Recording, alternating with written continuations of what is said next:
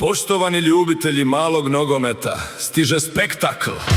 Veliki malonogometni turnir okuplja najbolje ekipe, vrhunske poteze i nezaboravnu atmosferu. Dođite i budite dio sportskog događaja ljeta! Vidimo se na turniru! Stiže nam četvrti tradicionalni malonogometni turnir Tomo Puškarić Baja! 9. kolovoza 2026. godine. Stadion NK Mladost, Ogulinsko Zagorje, očekuje vas atraktivan turnir 3x3. Ekipe se sastoje od ukupno 5 igrača, brza i dinamična igra. Utakmice 1x10 minuta, vrhunska atmosfera, navijanje i sportsko druženje za pamćenje. Besplatan grah!